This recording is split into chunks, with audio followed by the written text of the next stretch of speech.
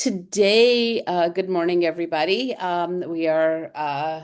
Today I'm here in Houston, Texas. I can't do the accent, sorry, without sounding utterly ridiculous, or at a you all yet. But we're excited to be here with you today to talk about GADS reporting, which is not really a funny matter for most people. It's a compliance issue, and this is where we talk about where Quadrical adds that GADS reporting for utility solar right into their platform.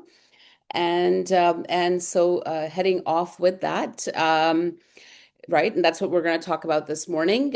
With us today is Dr. Pratik Malhotra, who's been working on this for quite a while.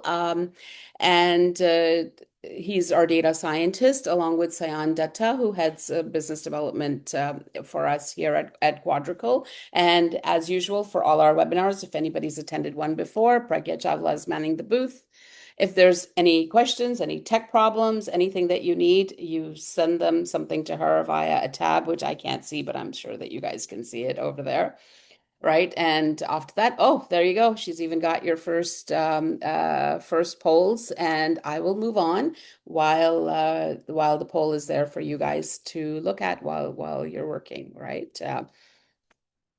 So, yeah. So, what is NERC's GADS reporting? And it's the sort of the mandatory compliance, right? I can say why it's good for the grid and all of that, but I'm guessing that most of you who are here don't really particularly care about that. What you're interested in is how are we making sure that we're complying, right?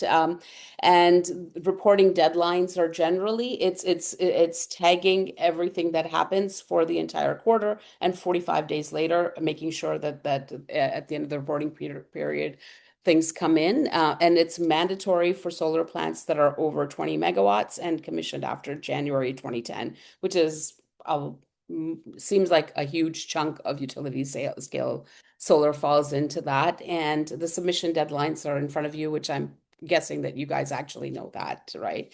And just talking about a little bit, like the whole program launched for in 2024 for sort of 100 megawatts plants that were 100 megawatts plus, and it was really a surprise to operators. And because of that, there was like very few people actually submitted accurately as they needed. And then in 2025 the scope became even wider, right? It started now applying to plants that were 20 megawatts plus. Wind was added, and there was new event rules, right? And but cause code inaccuracy was still a quality issue. Um, and in and in 2026, that whole thing is going to continue to grow. The 20 megawatt requirement is still existing, and because it applies to so many, the automated pipelines are really a necessity now, right? And then on top of it, the ISOs also added their requirements and their compliance on top of the GADS requirements. And what we're seeing is that because the ISOs are mandating battery storage as well, it looks like GADS will look to do that again next year, as well. So that is what people are thinking, right? And what are the challenges? There are a lot of some challenges are the same as for asset managers all around. Data is scattered across multiple people, vendors, systems. The collection is often manual, and really events need to be classified, but because there's so many of them, it's impossible to do it manually. And it either takes your team's weeks of effort or added costs to bring in a consultant to do this. Either way, right? Either you're paying for it with your team's time or you're paying for it with money. I guess that pretty well follows most things in life, I guess, right? That you're either spending your team's time or adding costs, right? And then in that, there's, the last is the challenge is really the compliance risk, because there are financial penalties for not doing this right. And today we're going to focus on how do we help you do that. And for that, we'll be handing it off to Pratik Malhotra. But before we get into that, I think that he'll be focused more on sort of the types of data that are required for that. But what I want to, before I hand off to him, or oh, sorry, to Pragya, first for the poll results, is that really what we've done is automated that GADS reporting and built it right into our full asset management platform. So you're getting, the whole data acquisition, the real-time monitoring, automated sort of advanced analytics and tools, automated ticketing, the reporting we do. We also have a historian, right? The GADS is built right into that. It's not like bringing in an outside consultant or spending extra, right? That is built right into the Quadrical platform.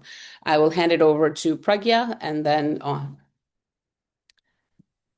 Thanks, Kitty. So before Pratik takes on, I would like to share the poll results. So the question was, how is your team currently preparing GADS reports? So most of, 100% of them have answered in mostly manual spreadsheets and exports, which is like, you can imagine. And about 25% have said internal scripts, tools, plus manual validation. Both of these options are like really, really, they include a lot of physical work, a lot of possibility of mistakes. And now I would like to hand it over to Dr. Pratik Malhotra, who would exactly walk you out of this problem. Okay. Yeah. Thanks a lot, Pragya. Thanks. And thanks, Kiri, for setting up the ground for me. So, Yeah. yes, so before going deep into the logic, let's first align on what GADS expects us to submit. Yeah, so first one being the configuration data. You will get all the unique IDs from the GADS itself. Then we have monthly performance data and event data. So we will be focusing on these two reports only.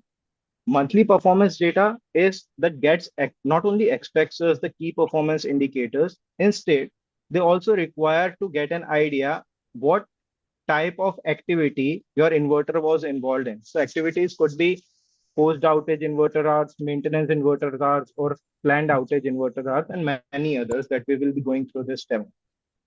In the next, we have event data where you need to make sure that for all the sites that are obviously greater than 20 megawatt as per GATS compliance, whenever there is an outage of multiple inverters with a combined capacity of greater than 20 megawatt, you need to create an event, and that event persists till 95% of the total outage gets recovered. We will be looking at some example how we are doing that in upcoming slides. So let's talk about the performance reporting. So as I told you, we have different categories of inverter hours like calendar inverter hours, service inverters hours, planned inverters hours, and multiple others. If I look at the complete hierarchy, how they actually look like. So on the top, I have calendar inverter hours that is divided into two categories, inactive inverter hours and active inverter hours. Then further, inactive have three categories, and active is completely distributed into multiple parts. So suppose for an example, we are in the month of May and we have around 31 days in May, which corresponds to 744 hours. And if you have 10 inverters on your site, it means there will be 7440 hours, and all while summing all of the categories that should come up with 7440. And also the same bifurcation is compliant to active inverter hours and inactive inverter hours. Above that, there are multiple conditions that needs to be met and validated to make sure that we are doing the calculation physically correct, and then only it is able to submit on. And as I told you, not only the inverter hours, there are multiple other performance metrics that we need to calculate and submit. For example, gross actual generation and net actual generation. So what are they? For example, the GAD is the total energy that is generated by the inverters in the AC side, while the NAG is at the export meter side, taking import into the account. So obviously this JAG should be always greater than NAG. And this is what is validated while doing all the calculations before the submission. And others are generic, which needs no introduction. Now, second report being event report, as I told you, the event starting condition and ending condition are strictly specified in the reports, and that needs to be monitored irrespective of how many events occur on the site, whether individually or combined or overlapping. So let's take a particular example. In this example, you can see that this blue line is representing plant total installed capacity, and orange is representing plant available installed capacity. In the starting, both are overlapping, nothing is wrong. But suddenly, around 5% of the capacity is lost, but no event is created because at least 20 megawatt of capacity should be lost. Then over time, some other inverters went down, and finally, at a point when the capacity is breached by the threshold of 20 megawatt, event is created. Now, I will track this event till I get the nadir point. So it is the bottom point which I need to track in order to close the event when 95% of the nadir point capacity is recovered. So after tracking this point, I keep the track of recovering 95%. And when this 95% of the capacity is recovered, I close the event. But there could be multiple scenarios. The scenarios like there could be overlapping event or sequential events, and that needs the triggering of our system multiple times simultaneously in order to track all the events simultaneously. What I mean by that is, in this example, you see this event one starts with a loss of 30 megawatt, and over time, some of its capacity got recovered. But this event is not closed yet because the 95% of the lost capacity from the nadir point needs to be recovered. So this is how you can see we are handling multiple events at one time. Now let's go to the platform demo. So currently we are on our SaaS platform page. We are on the reports page specifically. Here you can see I have these two reports, GADS event report and GADS inverter as monthly report. If I click on run, I will get to see the multiple options like providing the task name or selecting the site of my interest. Then I can provide it a start and date range. So example, I want to create a report for the first quarter. So the date range I have specified is from 1st January till 31st March. And I can hit on run. I can look at all the reports that I ran in the past. So in the history section, you can see I have ran the report for any plant with plant ID this, and the start date and end date being from 1st April to 30 June, which means this is the report created for second quarter. Since the report status is finished, I can download the report and it will be stored as a CSV file. Let's have glimpse of the file. So you can see we have created multiple events during this duration with the event name specified, when the event started, till when the event persisted, with the end time, and what inverters were included in this event. And similarly, we do it for other reports. Now let's have a look at the brain of the system, how it is able to do it with leveraging the power of our SaaS platform and asset management activities. So we are currently on our tickets page, and you can see how we have flagged multiple events from our platform and created tickets out of it. So you can see we have different tickets like inverter fault created on this node, when the event started till when the event persisted, what was the total duration of the event, and loss in kilowatt hours. Now, from our perspective, every issue is a forced outage. But in reality, issues can be of different type. So let me tell you with this example. So here we can see there was a forced outage. Everything was normal. Suddenly the power went to zero. Open circuit voltage is achieved. And we have flagged and detected this event. But now, from the client perspective, it is actually a maintenance activity, not a forced outage. So you can go to action and setting. And then from the GADS information section, you can select a GADS issue type and a GADS cost code. What they corresponds to, if you hover over it, you will get to see the definition of all the issue types. And similarly for the GADS cost code, all these system details you can avail from here and assign it a suitable category. So just for example, if this is not a forced outage, instead it is a maintenance activity, you can select MIH. And now this event will not correspond to creation of any GADS event. And moreover, it will lead to creation of maintenance inverter hours in the monthly performance report. Um, that's it from my side. Over to you, Pragya. Okay, so the poll was, what is your biggest challenge in GADS reporting? As Kitty already had a slide over it, we prefer to ask the audience what is their biggest challenge. So I see 60% of the audience says collecting data from multiple systems is their biggest challenge, which of course a unique asset management platform definitely solves. And then was event classification and validation. I think Pratik clearly showed how event classification and validation is a big plus on Quadrical platform. We also have some questions. I read them in the Q&A panel. I will be taking them up once Kitty's done with her section. Over to you, Sayan. Thank you. Thank you, Pragya. Thank you, Pratik, for walking us through the entire product that we are able to deliver.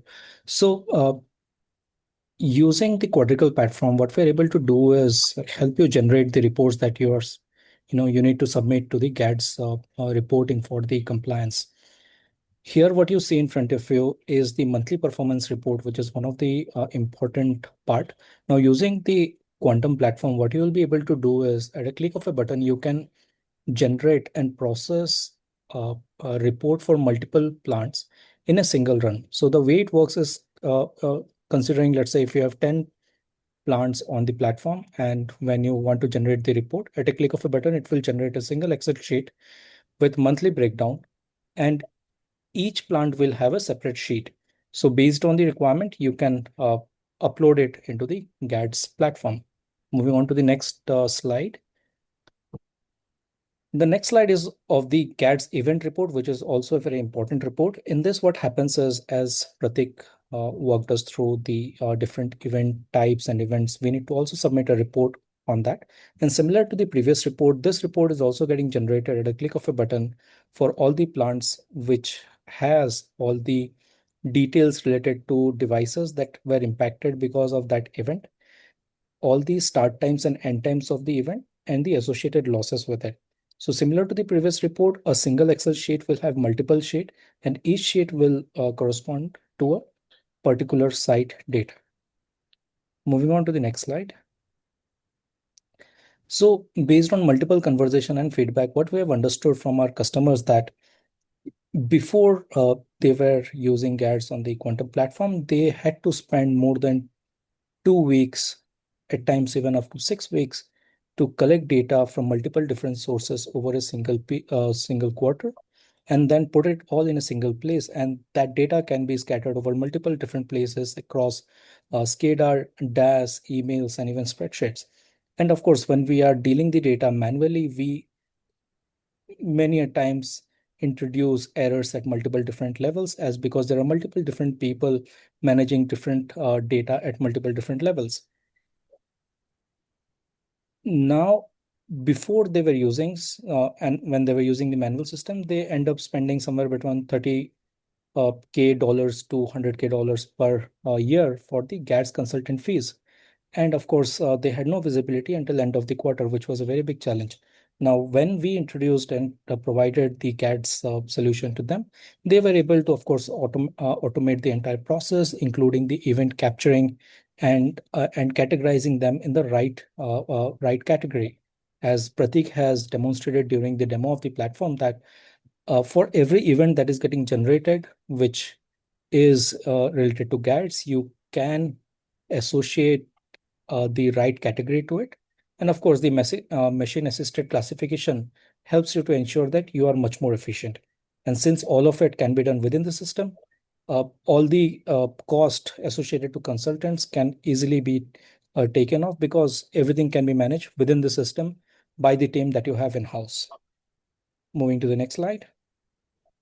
So, the better way, GADS built into Quadrical. Now, as we understand that if all the reports that we are generating needs a base data, Quadrical's APM has the GADS system inbuilt. So that is like an extension of the CMS that is available into the system, which is also integrated with the CMMS part of it, which ensures that you're automatically able to detect all the events and keep an entire tracking from start to end. Second, you're able to standardize the event classification, which again, Pratik has showed during his demonstration. Third, which is the most important part, is the data validation, because all the data that we submit to NERC has to be validated, and there should not be any error in that. And since all the data is generated and handled within the system, we are able to 100% eliminate that risk. You will be able to have an end-to-end visibility of entire portfolio. So you'll not have to break your head as your portfolio grows, let it be 2 plants or 20 plants or even 200 plants. Using the system, you'll be able to automate entirely without much of additional efforts. The audit ready reports will be ready at a click of a button. Each sheet of the Excel will be representing a particular plant, and all the related details will be available to you at a click of a button, matching the exact format that is required by the NUG.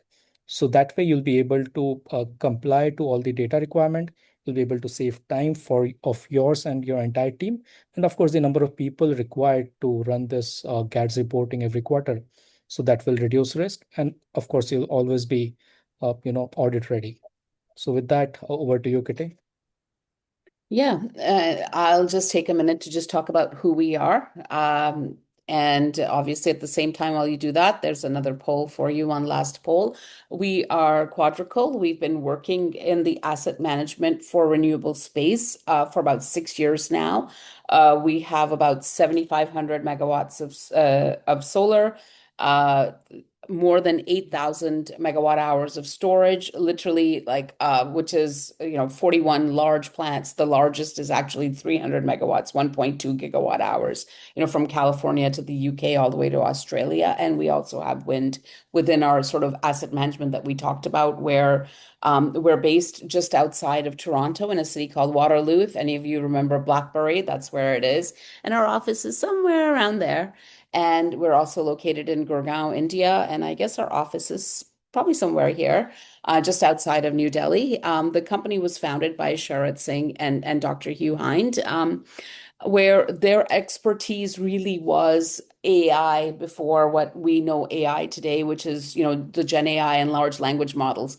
But Hugh and Sharat's expertise was anomaly detection and prediction AI. And if you think about it, that's what renewables do. You're predicting where the anomalies are going to be, right? And Sharath he was a global VP prior to this at Adobe, managing 600 engineers and their entire digital cloud business. And luckily, both of them are electrical engineers, like by training, which I'm guessing a bunch of you are as well, and which meant that it was, fairly easy for them to understand renewables, and they focused their expertise in building, data enterprise software into the renewable industry.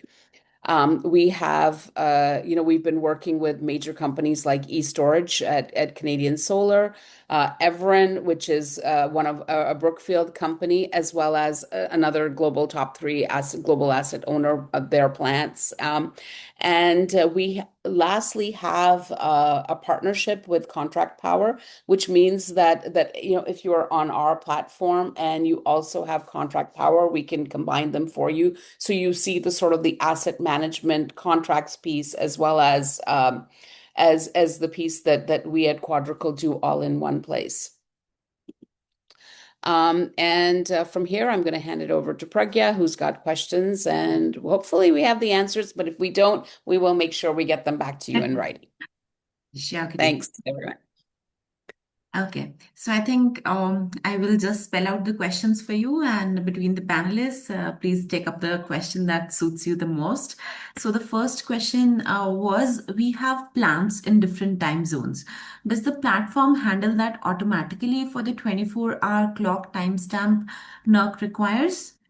I think this is a Pratik question. Yes, Yeah. definitely. We are handling plants in different time zones, and majority of the plants are in USA. So no issues at all. Okay, I think US has 3 time zones. That's why the question. Okay, great. We handle them. It's great. So the next is, we if a forced outage starts at night and extends into the day, how do we split the FOIHN and FOIHD hours? Okay, that's a great question. So yes, if the event starts at midnight and persists till afternoon, so the complete event is considered as a forced outage event, and that is further clustered into two categories, that are day and night, based on the NOAA spreadsheet. Okay, so that's also taken care of. Then we had a curtailment event where the grid operator asked us to ramp down. Is that a forced outage or a reserve shutdown? And how does that gets classified? Yes, I think the GATS manual specify itself that whenever there is a curtailment that belongs to a reserve shutdown category, and we bring that inverter hour into reserve shutdown hours separately, and that then goes into forced outage.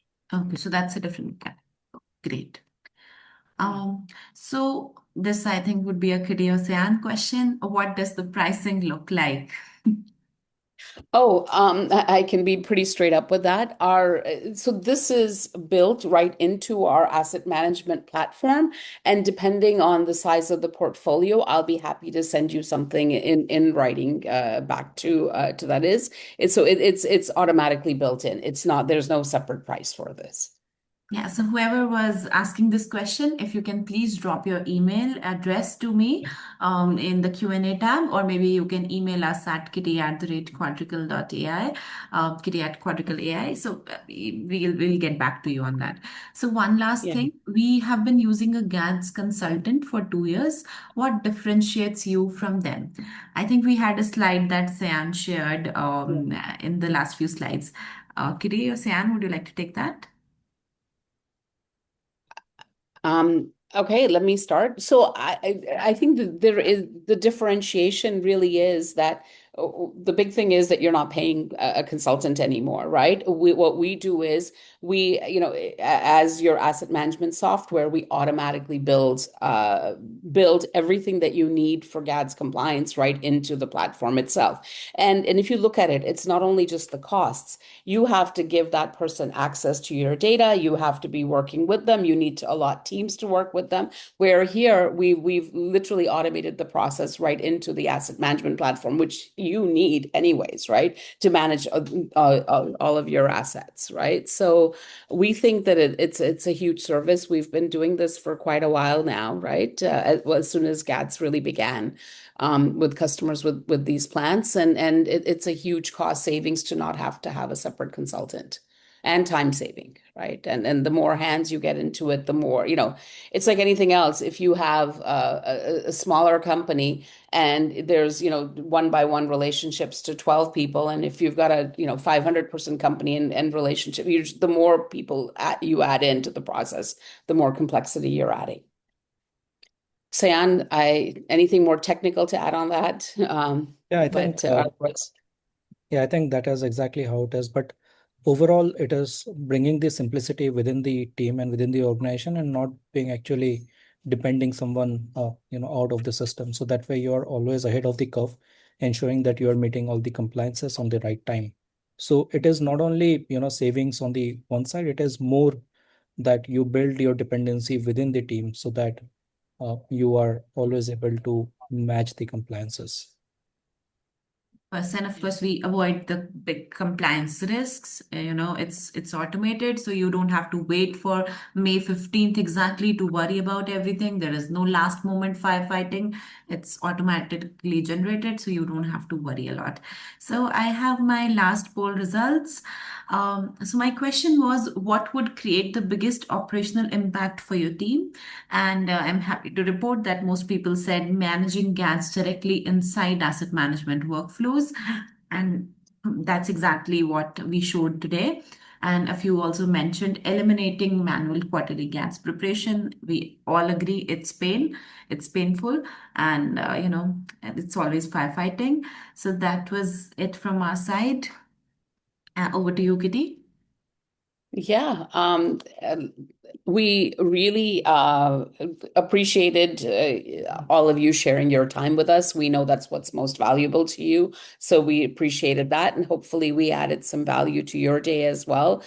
We are always available, happy to chat. And the major thing is that we are continually innovating, right? We innovate with our customers. We innovate with people we talk to as we learn. This is something that continuous growth is something that is really very important to Quadrical, and we would love the chance to talk to you and continue to grow with you as well. So if you happy, please drop us a line where we are very much available, right? And from Sayan, from Dr. Malhotra, from Pragya, all of us, we appreciated you sharing your time with us today. Thank you.